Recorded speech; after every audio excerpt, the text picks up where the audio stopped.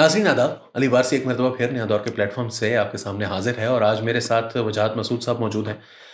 ہم ان سے بات کرنے جا رہے ہیں فیض احمد فیض کی 114ویں برتھ اینیورسری ہے، تو ہم نے سوچا کہ کیوں نہ فیض احمد فیض کے ان کے ادبی مقام کے حوالے سے ان کی کچھ شاعری کی جو خصوصیات ہیں ان کو اجاگر کرنے کے لیے وجاہت مسعود صاحب سے اس موقع پر گفتگو کی جائے۔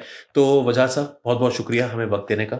آپ تاریخ کے اوپر اور سیاست کے اوپر تو آپ لکھتے ہیں، لیکن لوگوں کو بہت کم لوگ جانتے ہیں کہ آپ شاعری کے اوپر، ادب کے اوپر بہت ایک اتھارٹی جو ہے وہ رکھتے ہیں، اور آپ کے کالموں میں جو ہے وہ نظر آتی ہے جھلک، مگر آپ کا جو کوشش ہوتی ہے وہی ہوتی ہے کہ زیادہ تر جو ہے وہ اس چیز کو، میں نے کہا کہ اب ہم اس کو ذرا سامنے لے کر آئیں۔ آپ کی تو مہربانی۔ بہت شکریہ سر۔ یہ بتائیے گا کہ فیض احمد فیض 1911 کی پیدائش ہے ان کی، اس کے اوپر بھی کچھ بحث تھی ہاں، شروع میں؟ وہ ہر بڑے آدمی کے بارے میں جو اس زمانے میں پیدا ہوا، بلکہ اس کے بہت بعد تک جو 30s میں بھی پیدا ہوئے جی ہیں، جی جی ان میں سے جس سے بھی پوچھا جائے، ایک بنی برائی کہانی پاکستان میں ملتی ہے کہ وہ چاچا جی داخل کروانے گئے تھے اسکول، تو میری عمر کم تھی، تو ماسٹر صاحب نے 1 سال بڑھا دی۔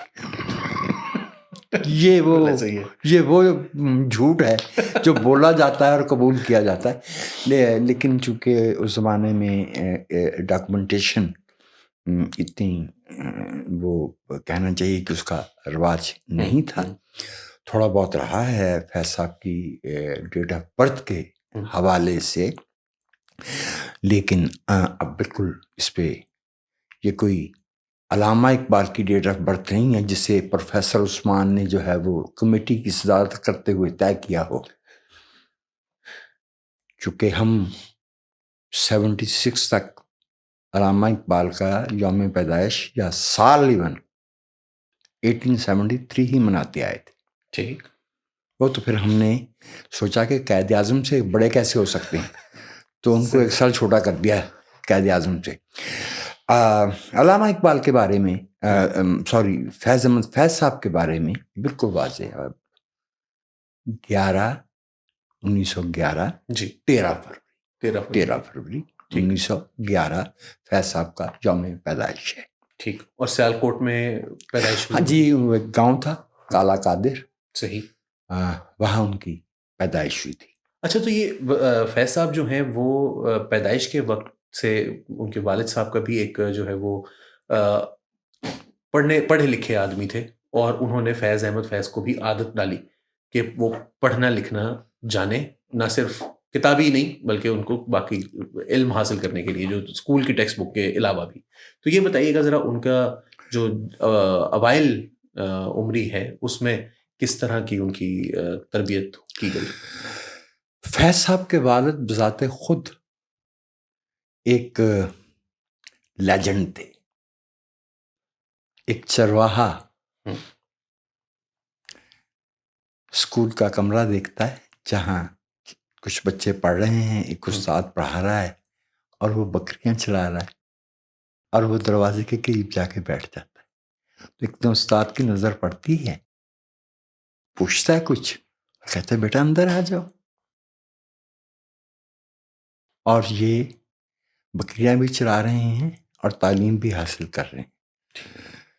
سلطان احمد خان ان کا اس میں گرامی تھا، آگے چل کے وہ برطانیہ میں افغانستان کے سفیر مقرر ہوئے۔ اچھا، اور بہت بھرپور زندگی جس میں تمام امکانات کو بروئے کار لائے۔ تو اب جو شخص سیلف میڈ بھی ہو، دنیا بھی دیکھی ہو اور مختلف سطحوں پہ دیکھی ہو، غربت سے لے کے تمول، گمنامی سے لے کے منصب، جی، تو اس کا ایک خاص ذہن بنتا ہے، بند ذہن نہیں ہوتا۔ بالکل بالکل۔ انہوں نے کہیں فیض صاحب کو جو اس زمانے کے چھوٹے موٹے اردو ناول نما چیزیں ہوتی تھیں پڑھنے وڑھنے کی، وہ دیکھا تو انہوں نے کہا کہ بیٹے اس پہ کیوں وقت ضائع کرتے ہو؟ وہ فورٹ، سیالکوٹ فورٹ، جی، وہاں پہ ایک لائبریری تھی، وہاں جایا کرو اور وہاں سے انگریزی ناول لایا کرو۔ تو ایک تو یہ کہ فیض صاحب کا کی یہ جو آنکھ تھی وہ ادب کے جو اس وقت کے اچھے نمونے تھے، ایکسیپٹیڈ آف کورس، جی جی جی بالکل پوسٹ ماڈرن یا وہ والے نہیں، لیکن والٹر اسکاٹ فار ایگزامپل ٹھیک ان تک آ گئی. دوسرا ان کی زبان سے جھجک جاتی رہی، اس سطح پہ جاتی رہی کہ جب وہ گورنمنٹ کالج لاہور تشریف لائے تو کوئی امتحان تھا، ایسے جب ہوتے رہتے ہیں کمرہ جماعت میں، تو ان کے استاد نے انہیں 150 میں سے غالباً 165 یا 160 نمبر دے دیے. اچھا تو کسی طالب علم نے کہا کہ جی ان کو 150 میں سے 160 کیسے مل گئے؟ تو استاد نے کہا اس لیے کہ میں اس سے زیادہ دے نہیں سکتا. صحیح. تو this was level of comfort. لیکن فیض صاحب جب 1927 میں بہت چھوٹی عمر میں، چوتھی جماعت میں براہ راست اسکول گئے تھے، چھوٹی عمر میں میٹرک کر لیا تھا، 27 میں لاہور تشریف لے آئے گورنمنٹ کالج. یہاں آ کے انہیں تھوڑی دیر کے بعد، کچھ عرصے کے بعد، کچھ مدت کے بعد ان کے والد کا انتقال ہو گیا، اور معلوم ہوا کہ وہ جو خاندانی رکھ رکھاؤ تھا اس کے پیچھے جو ہے وہ قرض کی ایک کہانی تھی. تو وہ فیض جو ایک متمول گھر سے نوجوان کے طور پہ گورنمنٹ کالج لاہور میں آیا تھا، اس سے یکایک حالات کی سنگینی سے واسطہ پڑ گیا. فیض صاحب کی جو زمانے کی دوستیاں ہوئیں، مثلا آغا عبدالحمید صاحب کے ساتھ، صحیح، جو بعد میں سول سرونٹ ہوئے، جی جی بالکل، اور اس طرح کے بہت سے دوسرے احباب ان کے، وہ اسی لیے ایسی گہری تھی کیونکہ میں نے عرض کی نہیں کہ فیض صاحب شرمیلے تھے، لیکن وہ پھر جن سے ان کا ربط ہو جاتا تھا ان کے ساتھ ہی پھر ربط رکھتے تھے. اچھا ذرا ان کی اس زمانے کی دوستیاں، ان کے جو جن لوگوں سے ان کی ملاقات رہی، ان میں بھی بڑے بڑے نام جو ہیں، جیسے آپ نے ابھی آغا عبدالحمید کا نام لیا، اور کون ان کے ساتھی تھے؟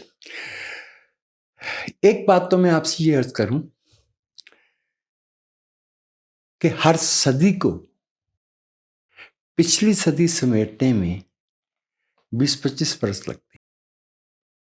ابھی ہم اتفاق سے 2025 میں ایک شام یہ گفتگو کر رہے ہیں. ان فیکٹ 20ویں صدی کے خیالات، رجحانات، ادبی، فنی، تخلیقی، وہ اب سمٹ رہے ہیں. جی اب 21ویں صدی کی شناخت شروع ہوگی. تو ایگزیکٹ یہی صورتحال فیض صاحب کے ساتھ پیش آئی، اور یہ کوئی محض اتفاق نہیں ہے. 1910 دو اسماء گرامی میں آپ کے سامنے پیش کرتا ہوں. نظم میں نون راشد اور نثر میں غلام عباس. ٹھیک. 1911 فیض، 1912 منٹو، جی میرا جی. ہو کیا رہا تھا؟ اچھا، اور آپ جانتے ہیں کہ یہ وہ لوگ ہیں جنہوں نے 20ویں صدی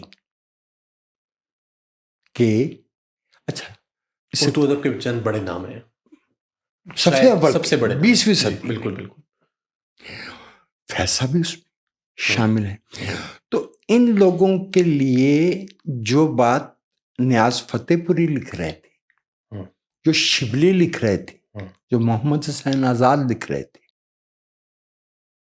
وہ اس کے مقام سے انکار نہیں، لیکن ان کی تخلیقی جو پاسبلٹیز تھیں، جو امکانات تھے، انہیں وہ لٹریچر مکمل نہیں کر سکتا. بالکل.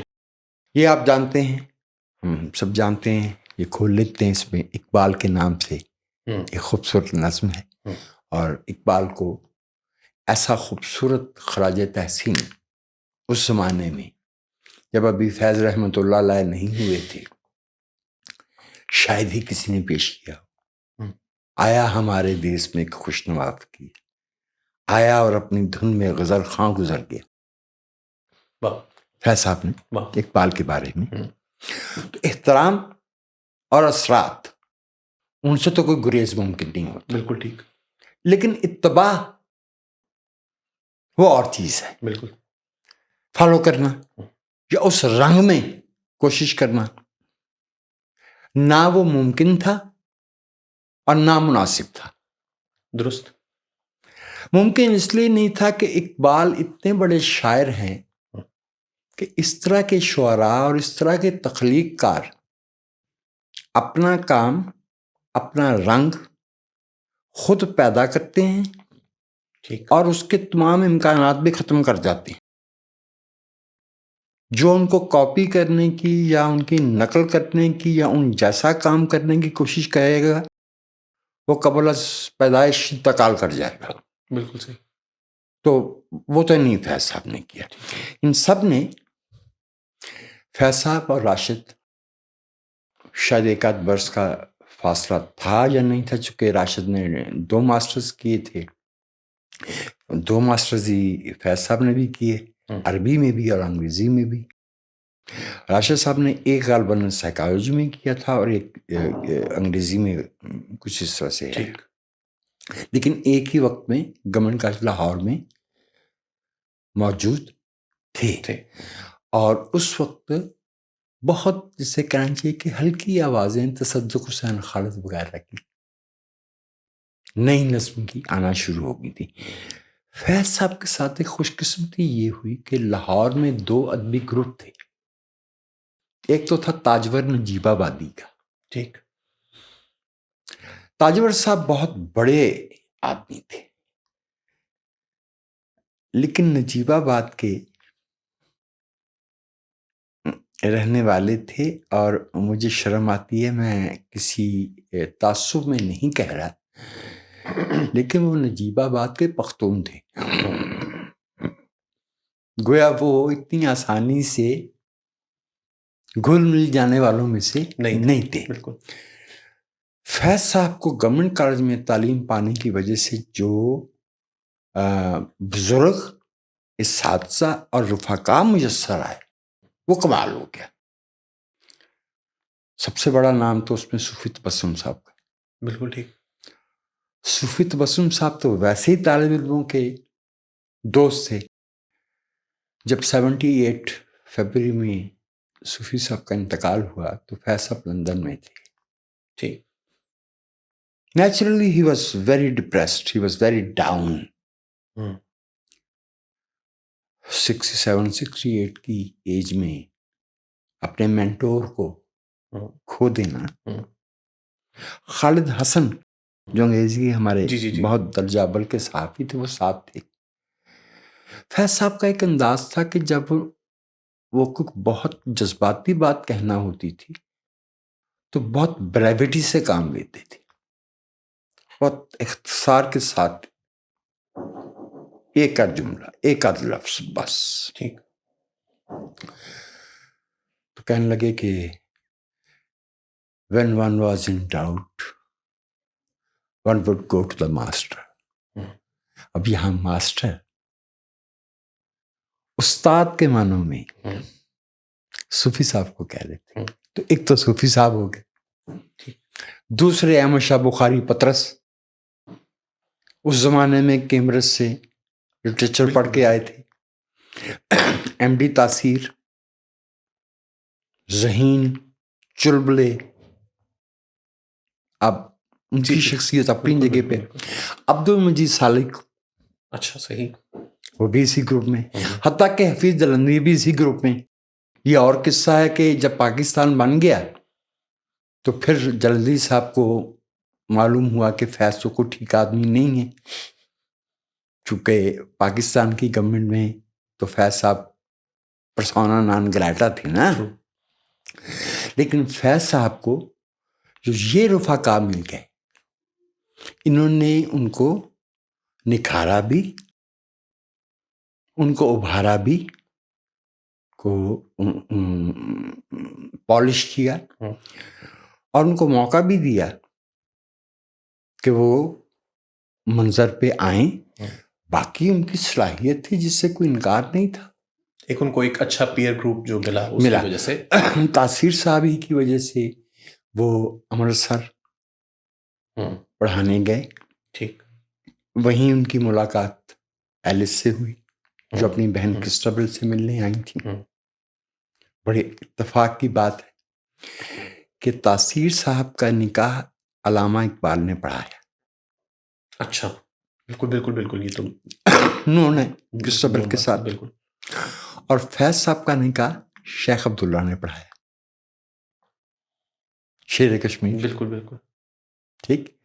تو میں سمجھتا ہوں کہ فیض صاحب کے کردار کی اور جو ان کی شخصیت کی تشکیل تھی, جو اس کے عناصر تھے, جو اس میں پہلے سے خوبیاں موجود تھی, جو ان میں نکھار آیا, اس میں اس بات کو بہت دخل ہے کہ انہیں اپنے وقت کے بہترین لوگوں کے ساتھ انٹریکٹ کرنے کا موقع ملا. اور فیض صاحب میں خوبصورتی یہ تھی کہ وہ کنفرنٹیشنل نہیں تھی.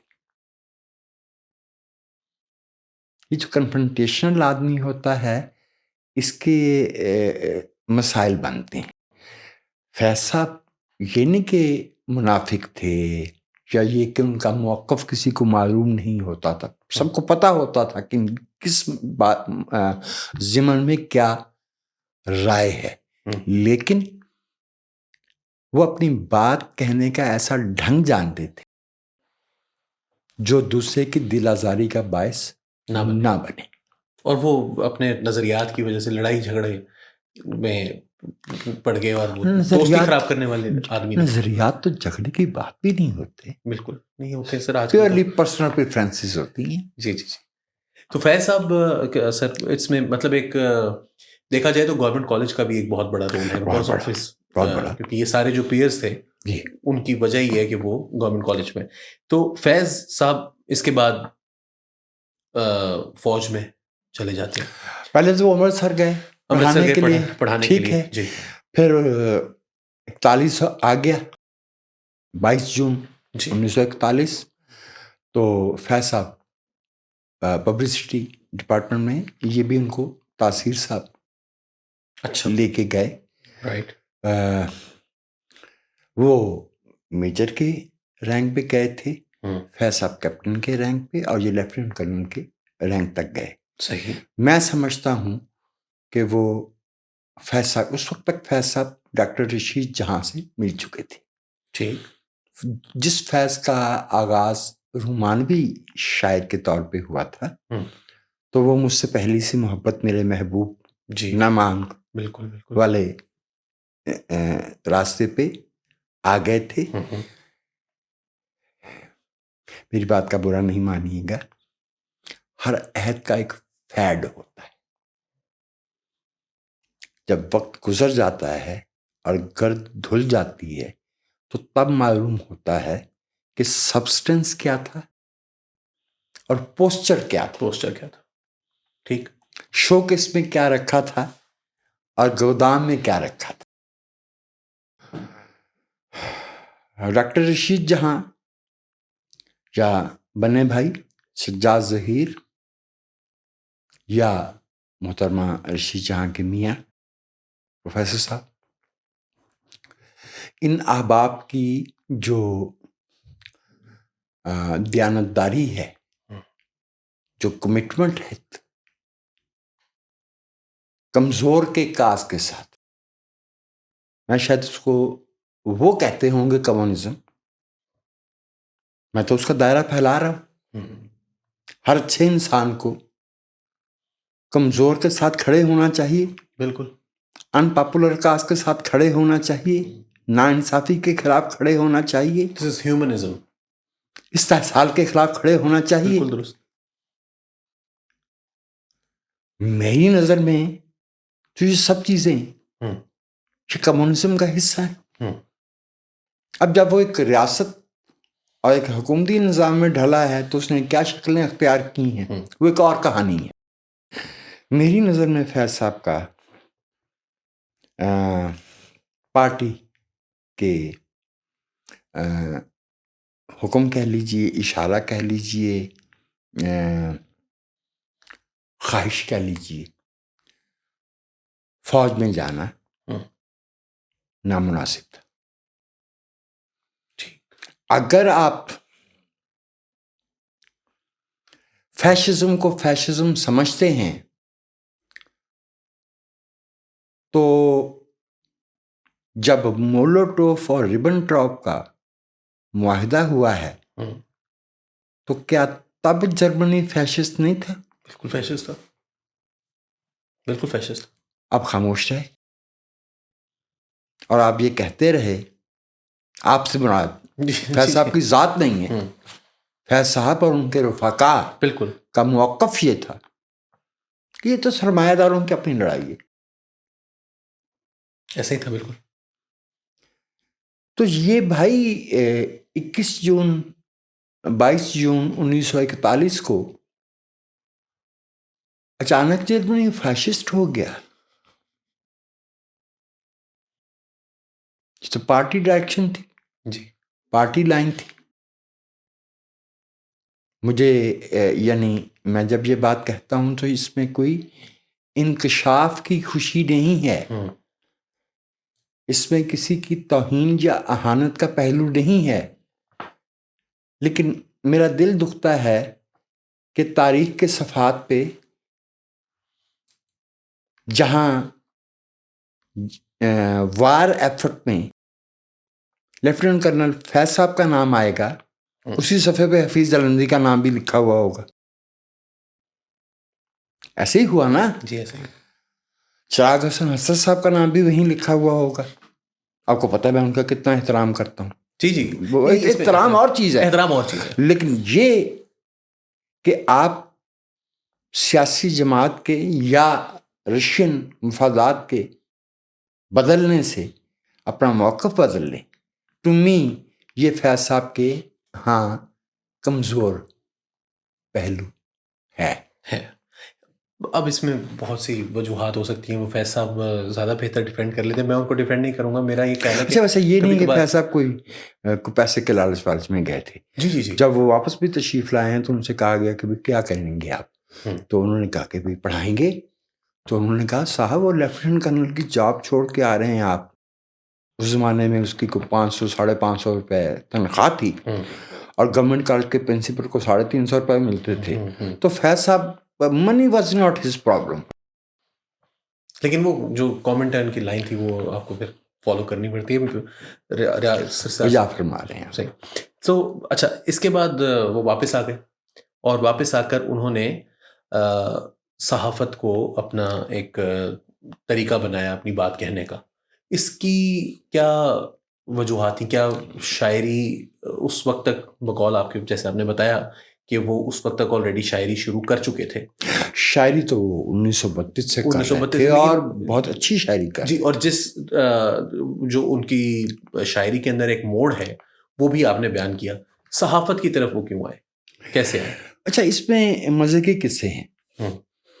حیران کن بات ہے کہ جو ان کا حلقہ احباب تھا اس میں ایسے قداور لوگ تھے کہ جیسے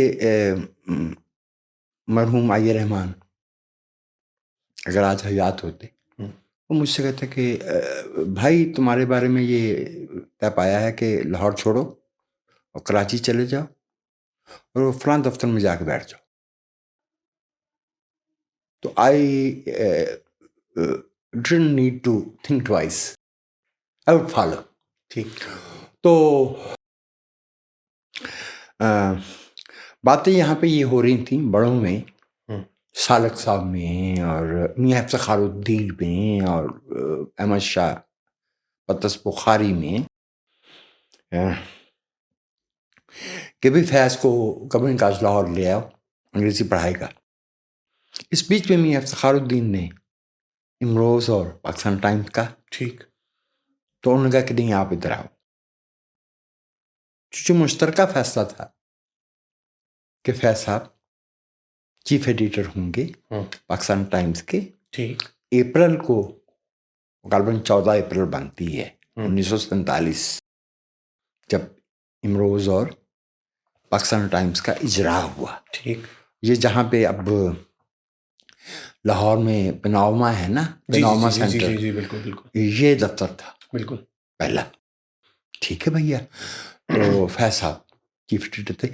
فیض صاحب کے بارے میں شاعرانہ جو ان کے مزاج کا حصہ تھی. He wasn't a disciplinarian. نہ وہ خود ریلوے کے کانٹے والے کی طرح گھڑی دیکھ کے زندگی گزارتے تھے، نہ دوسروں سے توقع کرتے تھے. میں کہا کرتا ہوں اپنی کمزور سی رائے میں کہ وہ ان کی نظر میں quality of work was more important. Ali بھائی کہ فیض صاحب نہ تو خود کوئی بڑے ڈسپلنیرین تھے اور نہ وہ کوئی مائکرو مینجمنٹ میں یقین رکھتے تھے. ان کا طریقہ یہ تھا کہ دفتر تشریف لائے، یہ تو ایسے نظر ڈالی، کوئی ایک آدھ خبر دیکھی، ہلکا پھلکا ایک تبصرہ کیا، اپنے کمرے میں گئے اور پاکستان ٹائمز کا اداریہ جن لوگوں نے ان کو لکھتے دیکھا ہے، مثلا ان میں سے اگر ہمیں اتفاق ہوا کسی سے نیاز کا تو وہ تو انور علی تھے. ننا ٹھیک بہت قریب تھے ذاتی طور پہ بھی فیض صاحب کے. کہتے تھے کہ دن بھر میں جو کام فیض صاحب مکمل توجہ اور ارتکاز کے ساتھ کرتے تھے وہ پاکستان ٹائمز کا اداریہ تھا. ٹھیک. باقی کوئی ایک آدھ ہلکی پھلکی، نہ وہ اونچی آواز میں ڈانٹنے والوں میں سے تھے، نہ وہ کسی پہ ان کا کوئی روب والے قصے تھے. اس میں تو اگر آپ اجازت دیں تو آپ کو قصہ سنایا جائے. بالکل ضرور سر. روزنامہ ڈان ایک بڑا مشاعرہ کیا کرتا تھا. اچھا. سالانہ. اور مجید لاہوری نے ازراہ تفنن اس کا نام رکھا ہوا تھا عظیم الڈان مشاعرہ، عظیم الشان کے بجائے. تو کسی برس میں وہ مشاعرہ حیدرآباد میں ہونا تھا. ٹھیک. اچھا حیدرآباد میں اتنے ہوٹل ہی نہیں تھے، اتنے ہی کیا تھے ہی نہیں، ابھی بھی نہیں ہے. میں ارلی 90s تک جاتا رہا ہوں. وہ ایک سٹی ہوٹل ہوتا تھا جس میں میں قمیض بدل رہا تھا تو میرا ہاتھ پنکھے سے جا لگا، چھت اتنی نیچی تھی. تو لوگوں کو کچھ سرکاری افسروں وغیرہ کے، کچھ جاگیرداروں وغیرہ کے ڈیروں پہ، کوٹھیوں ووٹھیوں پہ، بنگلوں پہ ٹھہرا دیا گیا. ٹھیک. فیض صاحب کے بارے میں طے پایا کہ ایک سول انجینئر صاحب جو ہیں ان کے گھر میں فیض ٹھہریں گے. ٹھیک. ایک صاحب فیض صاحب کو ریلوے اسٹیشن سے لیں گے، ان کے گھر پہنچائیں گے اور پھر ان کے سپرد کر کے چلے آئیں گے. ٹھیک. تو جب فیض صاحب ان کے ہاں پہنچے ان کے گھر، تو فیض صاحب تو سادہ آدمی تھے. ان کی ذات کو جو ہے وہ بناؤ کی اور نمائش کی اور اس کی ضرورت ہی نہیں تھی. ہی واز، جسے کہتے ہیں کہ وہ تو ایسی لبریز سراہی تھی جسے ضرورت ہی نہیں تھی مزید کی چھوٹی باتوں کی. وہ جو سول انجینئر صاحب تھے وہ اپنے کتے کو واک کروانے گئے ہوئے تھے کہیں ایسی شام کے وقت. واپس آئے، نکر بکر پہنی ہوئی ہے، بڑے لائٹ سے نوٹ پہ تعارف کرایا گیا کہ یہ فیض صاحب ہیں. انہوں نے 4 انگلیوں سے ہاتھ ملایا. ٹھیک. جیسا کہ ایسے افسر ملایا کرتے ہیں. تو بندہ تعارف کرا رہا ہے، اس نے کہا جی یہ بہت بڑے شاعر ہیں، پاک و ہند اس زمانے میں یہ اصطلاح استعمال ہوتی تھی، اس سطح کے شاعر ہیں اور یہ پاکستان ٹائمز کے ایڈیٹر بھی ہیں. اب جیسے پاکستان ٹائمز کا نام سنا تو وہ سول انجینئر صاحب کچھ چونکے. کہتے یہ پاکستان ٹائمز تو انگریزی کا اخبار نہیں ہے. کہ جی یہ جو لاہور سے نکلتا ہے؟ جی. یہ اس کے ایڈیٹر ہیں؟ ان کے جی. فیض صاحب آپ پاکستان ٹائمز کے ایڈیٹر ہیں؟ فیض صاحب پھر اسی انداز میں جو ان کا ہوتا تھا خاص شرمیلا پن سا ایسے نیچے کر کے ایسے کر کے کہا کہ جی.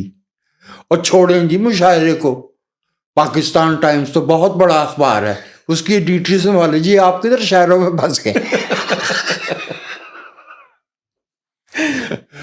تو فیض صاحب کی صحافت جو تھی، دیکھیے یہ شاعر ہے کہ شاعر ہو کہ کم کی کرتے ہو.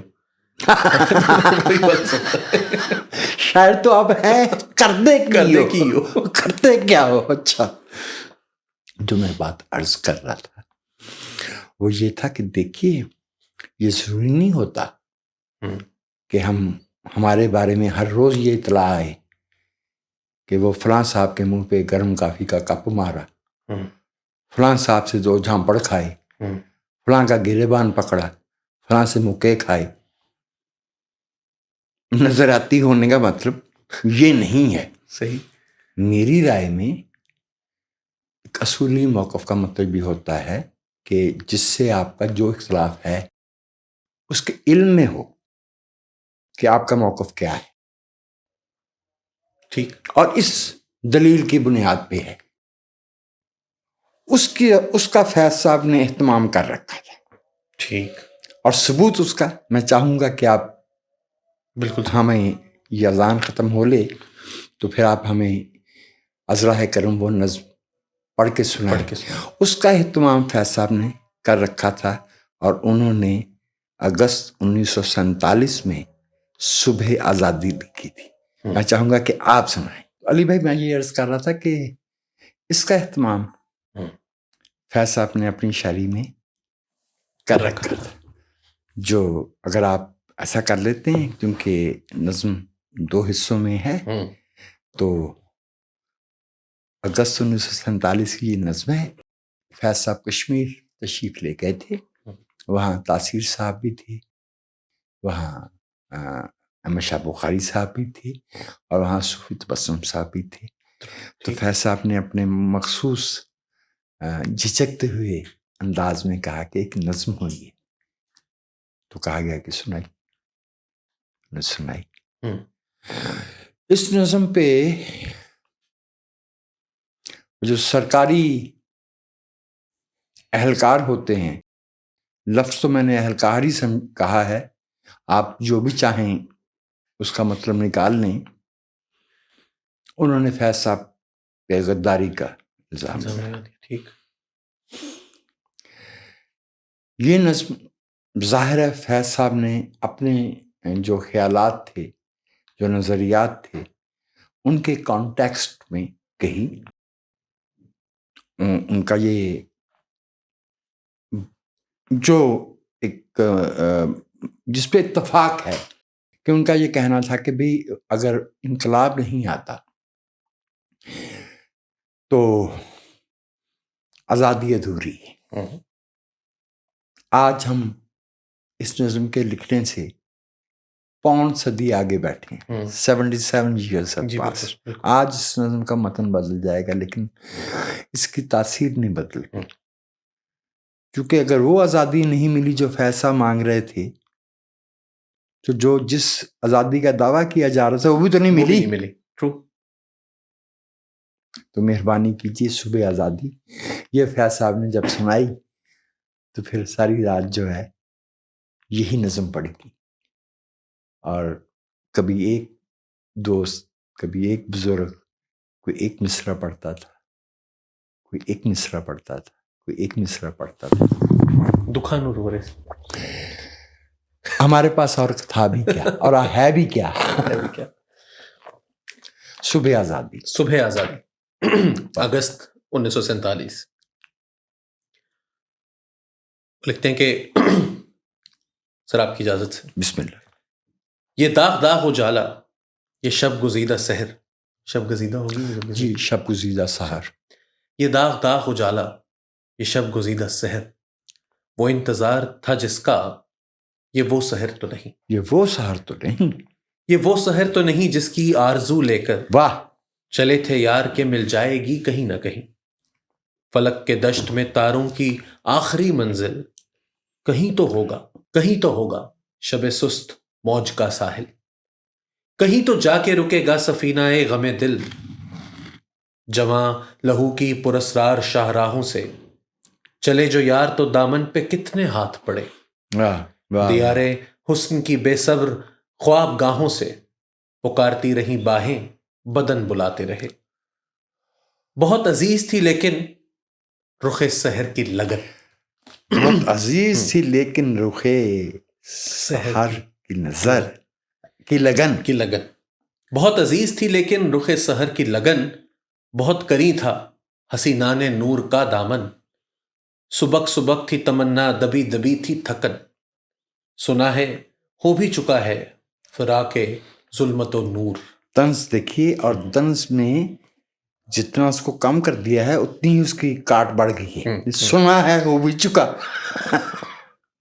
سنا ہے ہو بھی چکا ہے فراق ظلمت و نور، سنا ہے ہو بھی چکا ہے وصال منزل و گام، بدل چکا ہے بہت اہل درد کا دستور، نشاط وصل حلال و عذاب ہجر حرام، جگر کی آگ نظر کی امنگ دل کی جلن، کسی پہ چارہ ہجراں کا کچھ اثر ہی نہیں، جگر کی آگ نظر کی امنگ دل کی جلن، کسی پہ چارہ ہجراں کا کچھ اثر ہی نہیں، کہاں سے آئی نگارے صبا کدھر کو گئی، ابھی چراغ سرے راہ کو کچھ خبر ہی نہیں، خبر ہی نہیں، ابھی گرانی شب میں کمی نہیں آئی، ابھی گرانی شب میں کمی نہیں آئی، ابھی گرانی شب میں کمی نہیں آئی، نجات دیدہ و دل کی گھڑی نہیں آئی، نجات دیدہ و دل کی گھڑی نہیں آئی، چلے چلو کہ وہ منزل ابھی نہیں آئی۔ تو فیض صاحب نے تو واضح کر دیا تھا، اور اب جو لوگ دنیا سے چلے جاتے ہیں ان کے بارے میں بات کہنا ذرا مشکل ہوتا ہے، لیکن تاریخ تو پھر تاریخ ہے۔ اس پہ سب سے زیادہ شور مچانے والے الطاف قہر تھے، اچھا، اس نظم پہ۔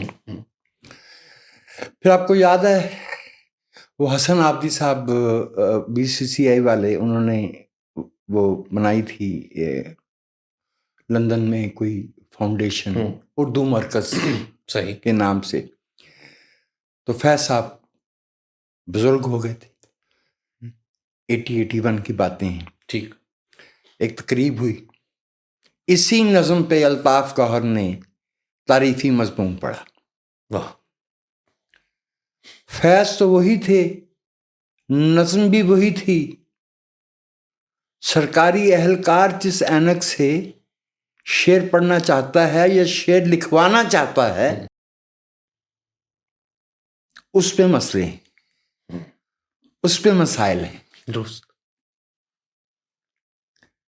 قدرت اللہ صاحب نے بہت سی چوٹیں کر رکھی ہیں، اگرچہ ان کا تعلق بھی تھا فیض صاحب سے۔ اچھا، فیض کے بارے میں ایک بڑی مزیدار بات یہ ہے کہ ان کی ذات میں اتنی مٹھاس تھی کہ جو ان کے حریف بھی تھے وہ ان سے محبت کرتے، سوائے ایک اللہ کے بندے کے، وہ حفیظ جالندھری تھے۔ تو کسی نے کسی مجلس میں آ کے فیض صاحب کو بتایا کہ فیض صاحب وہ جالندھری صاحب آپ کے بارے میں بہت نازیبا زبان استعمال کرتے ہیں۔ فیض صاحب کچھ دیر خاموش رہے اور پھر پنجابی میں کہا، چنگے پلے ہوندے سن، ساڈے دوست سن، پھر پاکستان بن گیا۔ صحیح، چونکہ پاکستان بننے کے بعد فیض کو برا کہنا فیشن میں آ گیا تھا۔ فیشن میں آ گیا۔ یہ جو صبح آزادی تھی، اس نے پاکستان کی اردو شاعری میں فیض کا مقام ڈیفائن کر دیا. اس نے پاکستان میں سیاسی جدوجہد کے جو خطوط ہوں گے وہ متعین کر دیے, درست, طے کر دیے. اس سے پہلے ایک نظم ہے, وہ فیض صاحب کی بہت اعلیٰ نظموں میں سے ہے, مختصر ہے, لیکن اس سے فائدہ یہ ہے کہ کوئی یہ سمجھے کہ فیض صاحب کی شاعری یہاں سے شروع ہوئی ہے, ایسی بات نہیں ہے. ویسے تو بڑا سامنے کی بات ہے کہ جب نقش فریادی جو پہلا مجموعہ تھا فیض صاحب کا, وہ چھپ کے آیا, تو چونکہ وہ بہت طبیعت کے چلبلے تھے احمد شاہ بخاری, تو وہ چھوٹی سی وہ نقش فریادی وہ لے کے آئے اور کسی دوست سے کہا کہ لیجئے وہ مجموعہ آ گیا جس کا بہت شور تھا. تو انہوں نے پکڑا, وہ بھی بزرگ آدمی تھے, ویسے بھی بزرگوں کے وضو ٹھنڈے ہو چکے ہوتے ہیں, تو کہنے لگے کہ کوئی اس میں کوئی کام کا شعر بھی ہے؟ جی ایک ہے. اچھا, وہ کون سا؟ کئی بار اس کا دامن بھر دیا حسن دو عالم سے, مگر دل ہے کہ اس کی خانہ ویرانی نہیں جاتی. واہ, بیوٹیفل. وہ جو فیض صاحب کی نظم ہے نا, پھر کوئی آیا دل اظہار نہیں, کوئی نہیں, راہ رو ہوگا کہیں اور چلا جائے. وہ ظاہر کہ صبح آزادی سے بہت پہلے لکھی گئی تھی, کچھ چھوٹی نظم. سر یہ ایک بات ہے, بہت ساری شاعری ایسی ہے ان کی جو کہ لگتا ہے جیسے جیل میں بیٹھ کے لکھی ہوئی ہو. مثال کے طور پر پھر کوئی آیا دل اظہار نہیں, کوئی نہیں. یہ ان کی طبیعت میں ایک پیسیفزم, ایک کیا کہنا چاہیے اس کو, ایک جو کہ نا امیدی نہیں ہے, کیونکہ ان کی شاعری نا امیدی کی شاعری نہیں ہے, لیکن بہت دفعہ ایسے لگتا ہے جیسے وہ کہیں اور. اس کی کیا ریزن کیا ہے؟ فار ایگزامپل اسی کی اگر آپ بتائیں ہمیں کہ کیا وجہ نزول. دیکھیے حضرت, آپٹیمزم اور پیسمزم, اس کے بارے میں میں نہیں کہہ رہا, کسی واقعی کسی عقل مند نے کہا ہے کہ جو بصیرت والی آنکھ ہوتی ہے وہ حقائق کو دیکھتے ہوئے پر امید نتائج نکالنے میں اجرت نہیں کرتی. اس کو پیسمزم نہیں کہنا چاہیے, ٹھیک, دس از ریئلزم. لیکن وہ دل جو ان حقائق کے ساتھ لڑکے ہوئے انہیں بدلنا چاہتا ہے, وہ تو ساتھ میں ہے نا. اس کی سب سے بڑی مثال تو فیض صاحب کی آخری زمانے کی وہ نظم جس میں لیکن میرے دل یہ تو فقط ایک گھڑی ہے, ہمت کرو جینے کو تو ایک عمر پڑی. ان حالات میں بھی فیصلہ ایون صبح آزادی آپ پڑھتے ہیں تو آخری لائن یہی ہے, چلے چلو کہ وہ منزل ابھی نہیں آئی. گلیوں میں پھرا کرتے تھے دو چار دیوانے, یہ شہر اداس اتنا زیادہ تو نہیں تھا. یا پھر یہ کہ ایک شمع کو ہلکا کیے بیٹھے رہو یارو, کچھ روشنی اس میں تو ہے, ہر چند کے کم ہے. ابھی جو ہر چند کے کم ہے, دس از انٹیلیجنٹ ریئلزم. یس, ایسے ہی ہے نا بھائی. بالکل بالکل. تو ایک انسان جو دوسرے انسانوں کی زندگی میں بہتری کے بارے میں سوچتا ہو, وہ پیسیمسٹ ہونا افورڈ نہیں کرتا. درست. لیکن وہ حقائق سے نظر بھی نہیں چرا سکتا. تو میرے خیال میں یہ جو تقسیم ہے نا پیسیمزم اور آپٹیمزم کی, یہ کچھ ایسی ڈیفینیٹو نہیں ہے. اور ہمارے اپنی لائف میں بھی اکثر ایسے واقعات ہوتے ہیں جب ہم بہت ڈاؤن ہوتے ہیں, مگر ہمیں پتہ ہوتا ہے کہ پتہ نہیں بھی ہوتا, مگر ہمیں ایک امید ہوتی ہے کہ کچھ چند روز اور میری جان فقط چند ہی روز، ہاں چاہے جیسے بھی ہیں لیکن وہ ختم ہوں گے. تو نقش فریادی کا تو سر آپ نے ذکر کر ہی دیا. فیض صاحب 1947 پاکستان بن گیا، اور پاکستان بننے کے بعد انہوں نے لکھ دی کہ صبح آزادی لکھ دی انہوں نے، اور کمیونسٹ پارٹی جو ہے وہ بتدریج آنکھ کا کاٹا بنتی چلی گئی. وہی کمیونسٹ پارٹی جس نے بڑے زور و شور سے پاکستان بنانے کی حمایت، پاکستان کے مسلم لیگ کا منشور تک دانیال لطیفی نے لکھا. اور جب مار کھانے کا وقت آتا تھا تو حکم ہوتا تھا کہ افتخار الدین کو آگے کرو، اس کی کانگریس کی تربیت سے پولیس سے لڑنا آتا ہے، ممدوح کو کیا لڑنا آئے گا. بالکل بالکل. تو ایک جملہ تیکھا ایک میرے نوکے زبان پہ آنے والا تھا، میں نے روک لیا.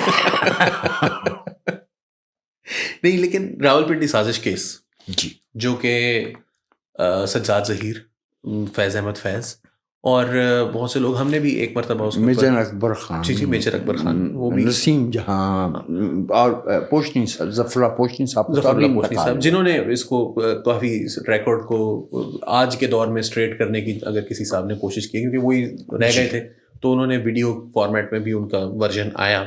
راولپنڈی سازش کیس کے نتیجے میں فیض احمد فیض جو ہیں وہ جیل میں گئے.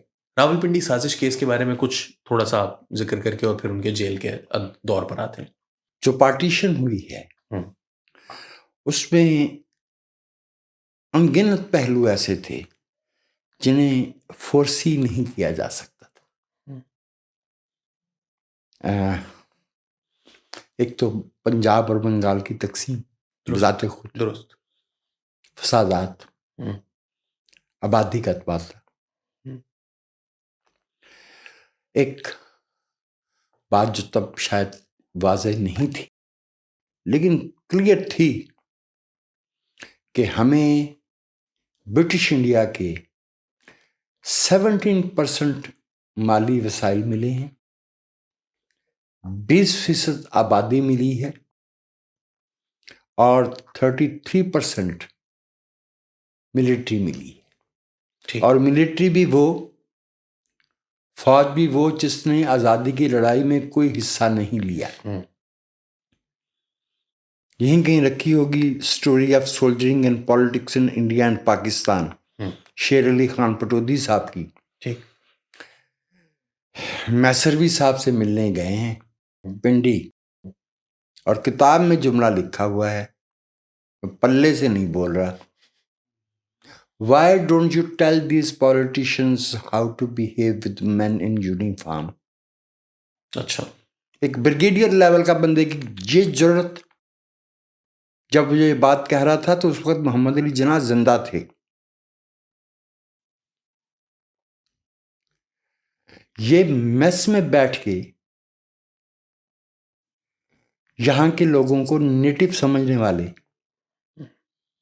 حالانکہ اسی یہیں کے گورکھے، سکھ اور پٹواری تھے یہ، لیکن یہ سارے کے سارے یہ جسے بھائی وہ کون لوگ ہوتے ہیں جو کناروں پہ ہوتے ہیں، حاشیے پہ، فٹ نوٹس پہ. نہ گورکھے مین سٹریم کا حصہ تھے، جو ہمارے سکھ دوست ہیں. آج بھی انڈیا میں ان کی آبادی 1.5-2% سے زیادہ ایسا ہی نہیں ہے. بالکل ٹھیک ہے. اور مسلم جتنے بھی تھے، لیکن لیا ان کو بارانی شمالی پنجاب ہی سے تھا. بالکل بالکل. ٹھیک ہے. وہ 33% ہمارے حصے میں آ گئے، اور اس 33% کو ایک تحفہ مل گیا کشمیر کا. 565 ریاستیں تھیں، سادہ اصول تھے، کنٹیگوٹی جی مسٹ ہے. ایک نیشن اسٹیٹ کے لیے ٹیریٹوریل کنٹیگوٹی، جی بالکل، اتصال ہونا، بالکل بالکل ایسے ہی ہے نا. بالکل ایسے ہی. اور اس کے بعد جو وہاں کا حکمران تھا وہ فیصلہ کرنے میں آزاد تھا. اس میں جو اندر آ گئے، لینڈ لاکڈ ہو گئے، ان کے لیے تو کوئی آپشن ہی نہیں تھا. بالکل. کشمیر سرحد پہ تھا، اور آبادی مسلم زیادہ تھی. جی حکمران ٹھیک ہے. جی میں سمجھتا ہوں اور میں سخت بات کہنے جا رہا ہوں, مجھے امید ہے کہ اس کو اس کی اسپرٹ میں سمجھا جائے گا, کہ میں سمجھتا ہوں کہ چھاؤنی اور شہر دو الگ دنیایں ہیں. جنگل ایک چیز ہوتی نا, پرزم. جی جی وہ آپ نے لائٹس کا بھی دیکھا ہوئی نا ترتیب, اس کو پرزم ہی کہتے ہیں نا, جو اس میں سے لائٹس نکلتی ہیں. اس کو اردو میں کہتے ہیں تیف. جی تو ایسے بالکل ٹھیک ہے. تیف پرزم کے ایک رینج پہ ایک کنارے پہ جنگل ہے, دوسرے کنارے پہ شہر ہے, بیچ میں ایک پڑاؤ ہے. کیمپ کیا ہوتا ہے؟ جی کیمپ پڑاؤ ہے, بالکل پڑھاؤ. چھاونی یہ جنگل اور شہر کے درمیان کی چیز ہے. تمدن کی پیچیدگیوں کو چھاونی والے نہیں سمجھ سکتے. وہ کلیمنسو نے کہا نا, فرینچ, جی جی جی first war is too complicated business to be left for the generals only. تو ایک وار, جنگ کیا ہوتی ہے؟ ایک ہنگامی تعطل ہے معمول کی زندگی میں. جنگ کوئی معمول کی زندگی تو نہیں ہوتی نا. بالکل بالکل ایسے ہی ہے. تو اگر جنگ جیسا ہنگامی تعطل صرف جرنیلوں کے سپرد نہیں کیا جا سکتا, تو کروڑوں انسانوں کی روزمرہ زندگی جرنیلوں کے سپرد کیسے کی جا سکتی ہے؟ درست. وہ کیسے سمجھیں گے اس کو؟ انہیں کیا پتا ہے کہ ثقافت کی نوانسز کیا ہوتی ہیں, لینگویجز کیا ہوتی ہیں, مختلف مذاہب میں رواداری کیسے پیدا کی جاتی ہے, نیشن بلڈنگ کیا ہوتی ہے. ایسی ہی ہے نا. جی جی بالکل ایسے ہی ہے. As far as I have been able to gather as a student, بہت ابتدا ہی میں, اور اس میں شیر علی خان پٹودی اکیلے نہیں ہیں, اس میں اکبر خان جو پکڑے گئے جی جی جی راوٹ پنڈی سازش کیس میں, وہ بھی شامل ہیں, اور بھی لوگ. یہ قائد اعظم محمد علی جناح تک جا پہنچے ان کو مشورے دینے کشمیر پہ. دیٹ از وائی کہ جب وہ اسٹاف کالج کوئٹہ گئے ہیں تو انہوں نے لکھی ہوئی تقریر ایک طرف رکھ کے یہ کہا کہ آپ کا کوئی کام نہیں ہے, یہ پالیسی دینا ہمارا کام ہے. بالکل اتنی واضح وہ بات ہے نا. بالکل بالکل. کشمیر جو ہے وہ جواز بن گیا والیوم کا, فوج وسائل میں حصے کا. And as a humble student of Pakistan history, who has spent quite a few years studying the destiny of our nation, I would say as a student again, Kashmir Pakistan کی شہرگ ہو نہ ہو, کشمیر پاکستان کی فوج کی شہرگ ہے. درست. اس کا جواز ہے. اس میں some military officials were unhappy about Pakistan's Kashmir policy. اگر فوجی اہلکاروں کی تمام اسٹریٹجیز, پالیسیز اور پلانس آن پیپر ہمیشہ ہی درست ہوتا تو دنیا میں کوئی فوج شکست نہ کھاتی. اور ہم نے تو یہ مرحلہ تو محبت میں بارہا گزرا, ہمارے ہاں تو کچھ اور ہوتا رہا ہے. انہوں نے بلایا تھا, اور یہ جو بائیں بازو والے دوست ہیں یہ ایک آدھ دفعہ گئے, اور ان کو معلوم ہوا کہ جو کچھ وہ سوچ رہے ہیں وہ نہیں ہے جو چلو کہ وہ منزل ابھی نہیں آئی. تو دوبارہ یہ گئے نہیں, لیکن یہ قصہ پہنچ گیا پاکستان کی تاریخ کے 2 بدترین کرداروں تک. ان میں سے ایک کا نام میجر جنرل اسکندر مرزا تھا, اور دوسرے کا نام जनरल अयूब खान। वो मार्च के पहले हफ्ते में सरगोदा के रेलवे स्टेशन पे लियाकत अली खान के पास पहुंचे। उस वक्त भी पाकिस्तान के वजीर आज़म का ये मकाम था कि ये दोनों सिकंदर मिर्ज़ा और अयूब प्लेटफॉर्म पर टहलते रहे, चूँकि वजीर आज़म अपने पार्लर में थे और शेव कर रहे थे। अच्छा, इनको बाहर सड़क उसके प्लेटफॉर्म पे टहलना पड़ा। वजीर आज़म तैयार होंगे, फिर वो इनको ऑडियंस देंगे। बहुत खूबसूरत लफ्ज़ आपने इस्तेमाल किया। Unfortunately, my English isn't that good or prompt at least. Well, साजिश कोई नहीं थी, ना कोई असला, ना कोई एविडेंस। एक मीटिंग हुई थी, उसमें ख्याल पेश किया गया था। कैसा कर जितनी बातें हमने आज की मजलिस में की हैं, ये रावलपिंडी साजिश के 10 गुना ज्यादा है। तो भाई उसमें कोई साजिश नहीं थी। एग्जैक्टली जैसे सिकंदर मिर्ज़ा और अयूब खान, उसकी आड़ में आपको याद है ना 51 कोलंबो प्लान के आगाज़ का साल है। जी बिल्कुल। दूसरी तरफ 10 मार्च को पंजाब में इंतखाब होना थे। ये वो इंतखाब है मिर्ज़ा इब्राहिम और अहमद सईद किरमानी वाला, ठीक, जिसमें पहली दफ़े जुर्लू की इस्तिलाह चली थी। 8 मार्च को ऐलान किया गया है रावलपिंडी साजिश केस का। कम्युनिस्ट कभी भी पाकिस्तान में तादाद में ज़्यादा नहीं थे। लेकिन जितने भी थे मुस्लिम लीग के साथ इंतखाब वही लड़ रहे थे। ठीक।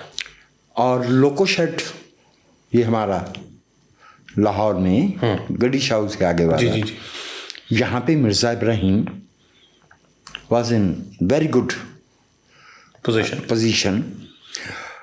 और वो एक कमिश्नर साहब थे, जाफरी साहब, उन्होंने पहली दफ़े वो जुर्लू चलाया था।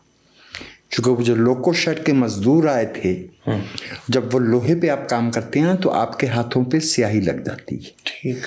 तो वोट की पर्ची पे वो कालक या जी। स्याही वो लग जाती थी, तो उस वोट को मुसलत कर रहा था। ठीक। उसको जुर्लू कहते थे। सही। अब 8 मार्च को आप ऐलान करते हैं, 9 मार्च को जो कोई बचा खुचा कहीं कम्युनिस्ट है वो तो भागा हुआ है गिरफ्तारी से। ठीक। तो इलेक्शन कैंप कौन लगाएगा?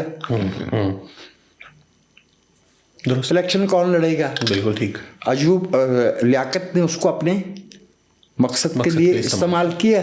पंजाब के इंतखाबात में 20 तारीख को उसके नतीजे आए तो मुस्लिम लीग जीत चुकी थी। इन लोगों को अरेस्ट कर लिया गया। दे वर मिसट्रीटेड।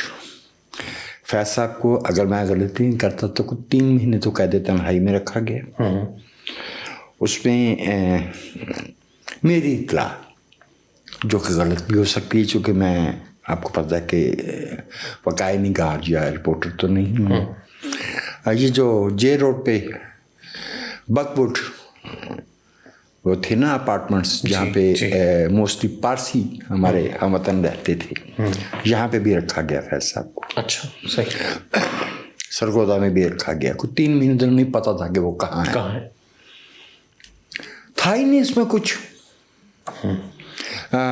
लेकिन उसकी आड़ में एक्सरसाइज होगी और पैगाम अमेरिकियों को दे दिया गया कि बहुत बड़ी कम्युनिस्ट ताकत मौजूद है जिसे हम ही रोक सकते हैं।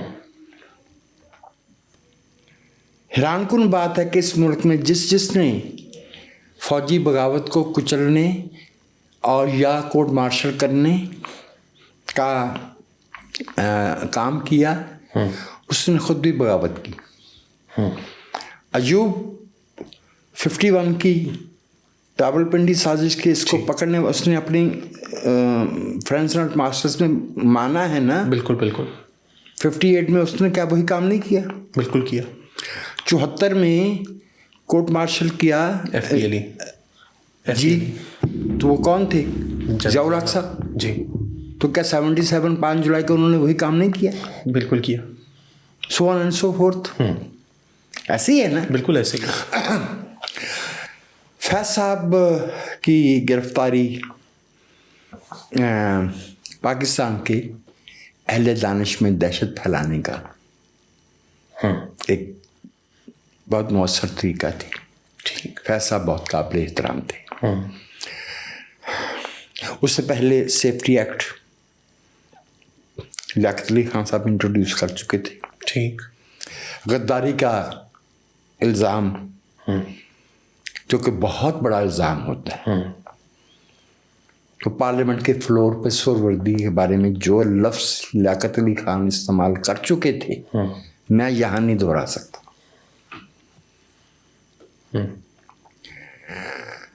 لیکن فیض صاحب کے لیے اس لحاظ سے بہت اہم واردات رہی. وہ تقریباً مارچ 51 سے اپریل 55 تک وہ جیل میں رہے. 4 سال سے کچھ اوپر. ٹھیک. فیض صاحب کی شاعری ایک بالکل نئے دھارے میں چلی گئی. دست صبا اور زندہ نامہ فیض صاحب کے کلام میں سارا کلام ہی اعلیٰ ہے. بالکل. بڑے شاعر کا یہی تو کام ہوتا ہے کہ یہ تو ممکن ہے کہ اس کی ہر چیز جو ہے وہ بہترین نہ ہو, لیکن یہ بھی ممکن نہیں ہے کہ اس کی کوئی چیز ایک خاص مقام سے نیچے ہو. درست. ایک معیار ہوتا ہے. وہ فیض صاحب نے نقش فریادی سے لے کے میرے دل میرے مسافر اور شام شہر یاراں تک قائم رکھا ہے. بالکل ٹھیک. ایسا شعر فیض صاحب نے زندگی کے آخری حصے میں کہا ہے. تھی تو وہ گستاخی جو میں نے کی, لیکن وہ میری رائے تھی, وہ میں نے دی.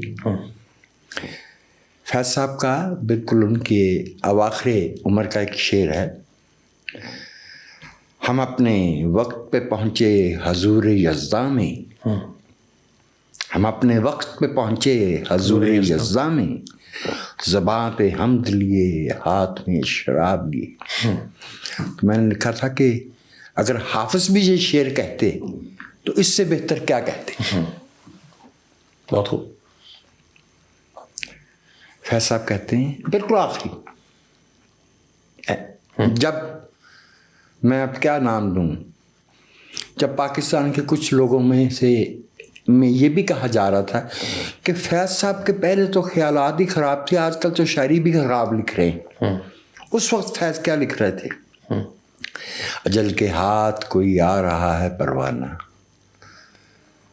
نہ جانے آج کی فہرست میں رقم کیا ہے. واہ, بہت خوب. دل من مسافر من, میرے دل میرے مسافر ہوا پھر سے حکم صادر کے وطن بتر ہوں اب تم. آپ غنائیت دیکھی. اور یہ وہ لوگ کہہ رہے تھے کہ جی فیض صاحب تو آج کل شاعری بھی خراب کر رہے ہیں, جنہوں نے ساری زندگی سوائے خراب شاعری کی اور کچھ کیا نہیں. درست. فیض صاحب نے نہ صرف یہ کہ جیل میں شاعری,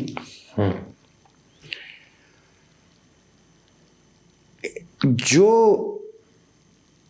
فیض 8 مارچ 1951 کی رات گرفتار ہوئے وہ اور تھے, جو 1955 میں رہا ہوئے وہ فیض صاحب اور تھے.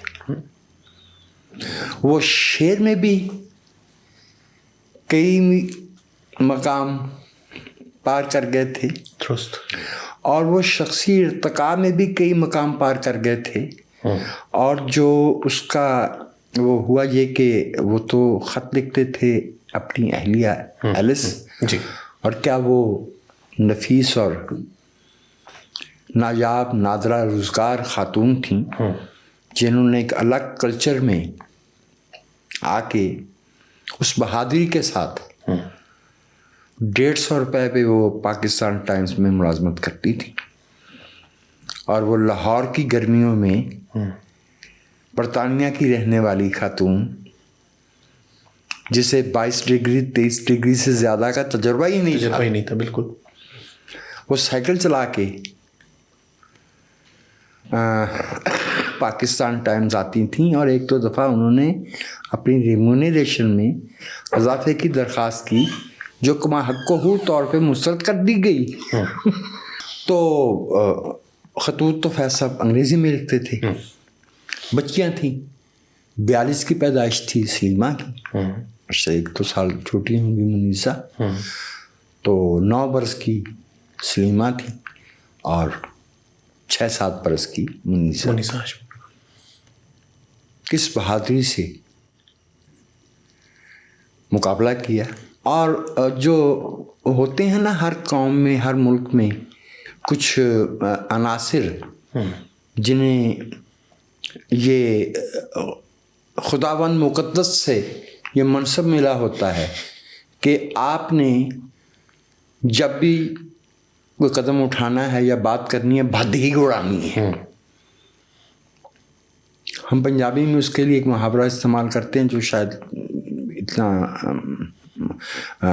وہ نفیس نہیں ہے کہ آپ نے جب بھی بات کرنی گاندھی گھولنا ہے. تو نوائے وقت اداریہ لکھتا تھا کہ ان غداروں کو پھانسی دی جائے. بالکل ٹھیک ہے. اور مزے کی بات یہ ہے کہ 2 سال بعد وہی نوائے وقت جو ہے اور اس کے جو ہم نوا تھے وہ پاکستان لاہور میں ہونے والے فسادات پہ ابو العلا مودودی اور عبدالستار نیازی کو جب پھانسی ہوئی ہے تو ان کی رہائی کے لیے اداریہ لکھ رہے تھے. فیض صاحب نے جو خطوط لکھے ایلس کو وہ میرے خیال میں 71 یا 72 میں مرزا ظفر الحسن صاحب نے ان کا ترجمہ کیا. لیکن یہ بات واضح ہے کہ قلم فیض صاحب نے اس طرح سے لگایا ہے کہ قریب آپ یوں سمجھیے کہ نئے سرے سے ترجمہ کیا ہے. ٹھیک. کیونکہ ایک بات تو یہ ہے کہ مرزا ظفر الحسن کی دوسری کتابوں میں اس طرح کی زبان کہیں موجود ہی نہیں، گویا وہ ان کی زبان ہی نہیں ہے. دوسری بات یہ ہے کہ ان خطوط میں فیض کی جو آواز ہے، جو ان کا لحن ہے، بالکل واضح ہے. وہ زمانہ ایسا تھا جب دنیا بھر میں کولڈ وار تھے. جی. جنگ کولڈ بھی کیوں نہ ہو، وہ 2 طرفہ بدماشی ہوتی ہے. جی ایسے ہی جھوٹ ہوتا ہے، ناانصافی ہوتی ہے. بالکل. ناظم حکمت جیل میں تھے، پابلو نیرودا دن معاملات سے گزر رہے تھے، سب کے علم میں ہے. جو کچھ لیٹن امریکہ میں ہو رہا تھا، جو کچھ بعد میں 67 میں انڈونیشیا میں ہوا، لیٹن امریکہ کے تقریباً 20 ملکوں میں امریکہ نے مداخلت کی. اور پورا وارسا پیکٹ جو ہے وہ رشیا کی استبداد میں تھا. انسانیت ایک آزمائش سے گزر رہی تھی. فیض صاحب کے خطوط یہاں رکھے ہیں اس کتاب کے نیچے.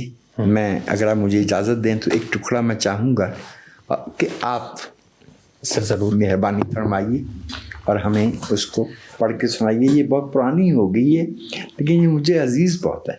میں نے ایسے کھولا ہے کہیں سے بھی. یہ کتاب ایسی چلا ہے. جی علی بھائی، سیبے میرے دریچے میں فیض صاحب کی، حالانکہ فیض صاحب کی نثر کی اور کتابیں بھی ہیں، ماسال آشنائی ہے اور میزان ان کی تنقید کی کتاب ہے، لیکن ایسا رس جو ان خطوط میں ہے فیض صاحب کے یہاں نثر کے کسی دوسرے اس میں نہیں ملتا. ازراہ کرم عنایت کیجیے. جی لکھتے ہیں کہ موسم ایک گرما ہو چلا ہے لیکن زیادہ تکلیف نہیں ہے. موسم ایک گرما ہو چلا ہے، موسم گرما ہو چلا ہے لیکن زیادہ تکلیف دہ نہیں ہے. لاہور میں تو آگ برس رہی ہوگی. بچے اسے کیسا محسوس کرتے ہیں؟ ان کی خیریت کا حال لکھو اور یہ بھی بتاؤ کہ تمہاری آمدنی اور اخراجات کی کوئی صورت بن گئی ہے یا نہیں. مجھے معلوم ہے کہ تمہارا ہاتھ بہت تنگ ہوگا، لیکن ہم نے اس سے زیادہ تنگ دستی کے دن بھی دیکھے اور جیسے وہ گزر گئے یہ بھی بیت جائیں گے. کیا خوبصورت بات.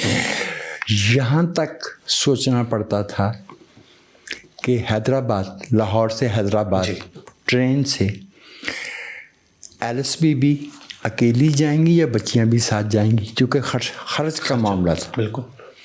अच्छा, इंटर क्लास में सफ़र होगा या सेकंड क्लास में सफ़र होगा?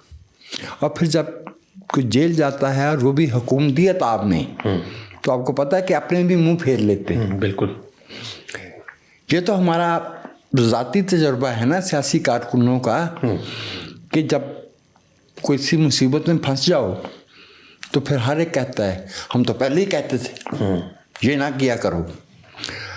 और जब ऐसा ना हो रहा हो, बुज़दिल हो गया, बात नहीं करता, कंप्रोमाइज़ कर लिया, समझौता कर लिया, बिक गया। सही है, बिल्कुल ऐसे ही है। तो ये तो होता है, ये तो होता है। सिनेमा बीबी से कभी पूछिएगा कि वो तो बहुत ज़ाहिर है कि वो तो बाशऊर उम्र में थी, उनको सब पता है, तो वो बताएंगी कि कौन मदद कर रहा था, कौन मिलने आता था।